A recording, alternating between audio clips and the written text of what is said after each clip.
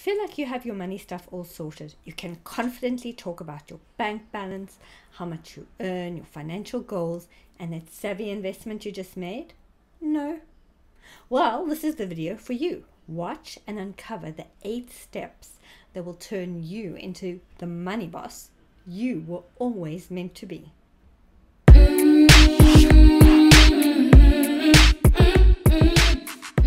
Hi there. Do you feel like you're blindfolded and fumbling around in the dark trying to turn on that financial light switch so you can understand personal finance? Well, let's jump in and using these 8 steps, make sense of our money. Number 1 is to find out exactly what it is that is worrying you about your financial situation. Is it the fear of the potential deprivation of not being able to spend as much? The fear of people finding out you don't have it as together financially as it seems? Or the fear of finally confirming you don't have enough money to secure your financial future? Now remember when you were a little child, that's the fear of that horrendous monster under the bed. And the more you focus on your fear, the bigger and scarier that monster got. And as adults, we are able to build the biggest, scariest money monster ever. And the way to start diminishing that monster is to turn the lights on our fears. And that means to find out exactly where we are financially now. So take a deep breath, or 2 or 3, and dive into your money situation. Find out, how much do you have in your bank? Do you have any savings? Have you restarted a retirement plan? Do you have other assets? And the most important part, where is your money going? Number 2, start with the end in mind. What do you want your financial future to look like? And while that vision and those goals may seem so unattainable right now, simply by designing them and planning them, you move them from the unattainable to the potentially possible. And then drill down to smaller goals and draw those smaller goals down to little milestones. And as you keep drilling down to that very first step, everything starts looking so much more doable. Number 3, create a spending plan. No, I'm not referring to deprivation and cutting the latte habit. I'm saying consciously choose to spend in alignment with your vision and your goals and the milestones that you want to achieve. And identify right now action steps you can take to move you forward. And the simplest is to start cutting the fat in your spending. And a common case is subscriptions. Do you subscribe to music or magazines or content that you don't use?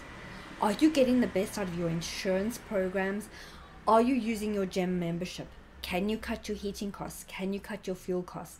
And as you start plugging all these little leaks in your cash flow, you can use that excess or saved cash to move you forward to your goals. This first step is to create an emergency fund, which can create a buffer for you if things start going wrong. You don't have to head back into debt. Or if you are already paying down debt, still create a £1,000 emergency fund. So if anything happens, you don't have to head back into debt to meet that emergency. And on the debt side, stop using credit cards, stop using debt. You want to start bringing that balance down. Number 4, take on that ultimate taboo and talk about money. We are most certainly in the majority when it comes to having money fears. It is estimated at least 66% of people have a money phobia about financial distress. But you will most certainly be in the minority because you are choosing to take action to fix it. And talking about money starts bringing those fears into perspective and gets the solutions flowing. Number 5, automate. As much as you can, automate. Simply, the less decisions and thinking we have to do about it, the more likely it is to get done and for us to stick with it. So set up debit orders to pay your bills. Set up bank transfers to your savings accounts and your various accounts to serve as an envelope system for your expenses. Identify your investment vehicles and set up bank transfers to those as well. Easy and convenient means it gets done. Number 6, Prepare for success, but also failure. Any action that moves us outside of our comfort zone, even if that comfort zone was filled with money stress, will trigger our internal danger signals.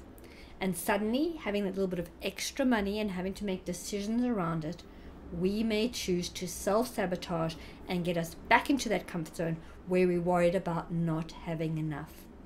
And recognizing this means as soon as we start to take those negative actions, we can quickly self-correct and get back on track. Number 7, celebrate your wins. Yes, even the small ones that seem inconsequential. You have taken a huge step in choosing to shine the spotlight on your money fears and to take action. And don't for 1 second lose sight of that. Celebrate. And I don't mean go out and splurge all the money you've saved. I mean recognize how far you've come and how big the steps are you're taking, and this great big vision that you are working towards to achieve. Number 8, you don't have to be a perfect saver all the time. There is no perfect in this. It's all about taking positive, consistent actions every day if you can to move you forward. And that's it in a nutshell. That is how you get clarity on your financial situation. Pop into the show notes below and catch the link to the financial intelligence quiz to get clarity on where you are in your money relationship. If you've liked anything in this video, please let me know by hitting like. Share it with other ladies who are ready to change their financial story. If anything's been helpful, please comment. And for more financial education and money talk designed for women, subscribe to my channel and hit the bell to be notified when I post a new video. It's been great chatting to you today, and I hope I get another chance to do so.